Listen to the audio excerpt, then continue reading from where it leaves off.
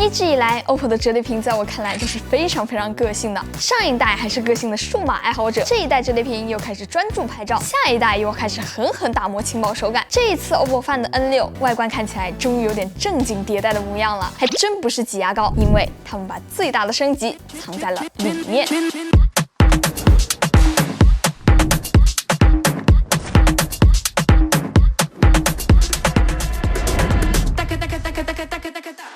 我就不藏着了啊！你们肯定都看过这个折痕的视频了。都说苹果偷偷买了 OPPO 会去研究，要我说啊，买早啦！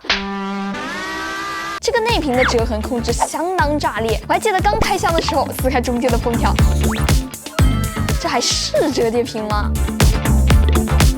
为了让你们感受一下有多离谱，我准备了3块屏幕，你们能找得出来这里面哪一个才是折叠屏吗？嘿，答案揭晓，你看出来了吗？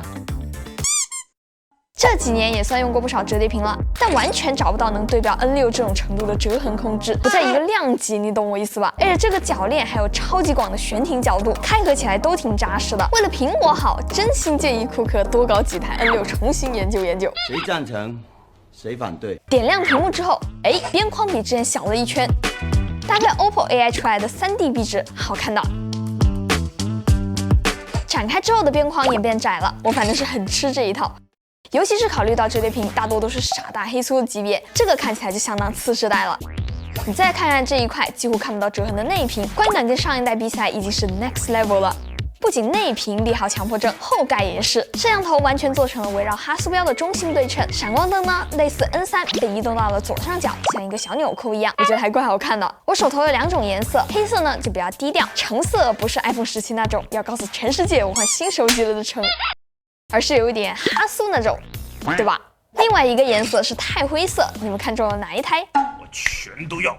这回的使用体验呢，我们先从 ColorOS 说起吧。如果说外观这一次给我的感觉是足够惊艳，那系统给我的感觉就是太稳了。比方说 OPPO 的全景自由窗，嫌8寸屏幕不够大，那我们就超出去用。这样够不够大？分屏这么好用的折叠屏，最多能开几个小窗呢？1个。现在是这样子的了，比方说你在应用内往里面这么一滑，应用就变成小窗了。这个开小窗的效率比传统那种高多了。开多几个小窗之后，4根手指展开一下，它就会展开成服服帖帖的分屏。这个时候有没有发现全景自由窗已经启动了？这个时候4根手指捏一下，从哪里来的又会回到哪里去。这个变化相当于是把小窗多开和全景虚拟屏给打通了，史诗级升级。如果你搭配这一次新推出的手写笔，这个打通的过程还可以更丝滑。Nice。这是全新的 OPPO AI 手写笔，这支笔跟之前那些折叠屏用笔都不太一样，这是真可以用的。你看，首先它非常的细，但是功能可没有落下，短按和双击都有不同的功能，长按是它的精髓。你就这么一圈，比如说这种简单的表格，就能转换成不同的图表。如果你看到的本来就是一个统计图，也能反向重新做成表格。还有这种网图也能转换成不同风格的图画，用来当头像或者是表情包。当然也可以把它当成一键打包，推给小布下一步来处理，管它什么手写不手写的，总之用上手写笔，整个人都商务起来了。它有一个配套的手机壳，这样手写笔的充电和带出门都会方便一些。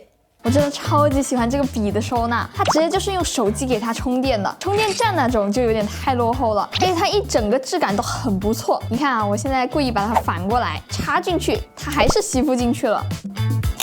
我打开内屏一摸一下，笔就已经出来了。而且如果你本来在用 iPhone 全家桶，好像根本没啥必要换机啊 ，OPPO 直接加入就好了。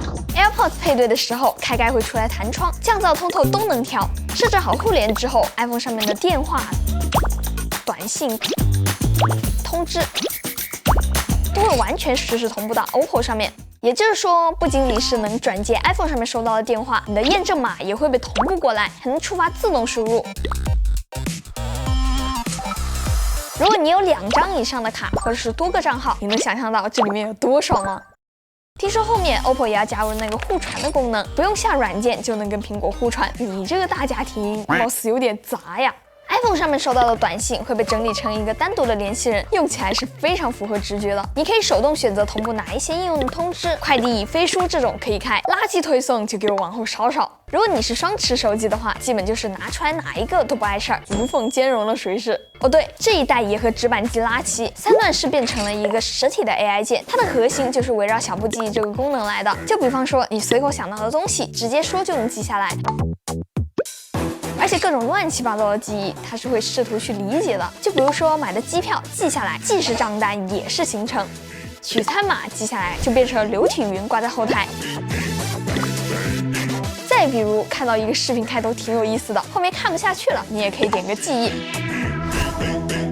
等它分析完了之后，再去看文字版的，实在有意思，反悔了还能跳转回对应的时间点去看。还有记下来的优惠券。会问你要不要设这个提醒，记得用掉。而且小步记忆用上头之后是一个很积极的循环，你用的越多，它越好用，它更好用了，你也会更愿意去用。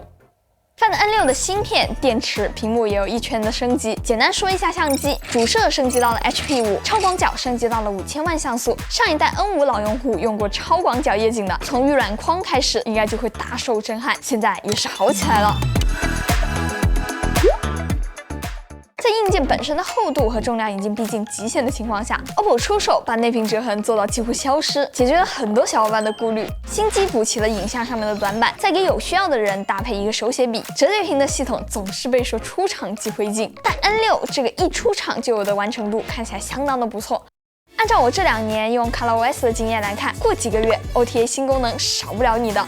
绿厂让我意识到，原来在看似接近的硬件上，用起来的体验还能这么不一样。估计今年的大神们差距会比想象的还要大呀。OK， 那么以上就本期视频的所有内容啦。如果这一视频对你有所帮助的话，记得给我点赞、3连关注哦，对我来说非常重要。那我是Tilly，咱们下期再见吧，拜拜。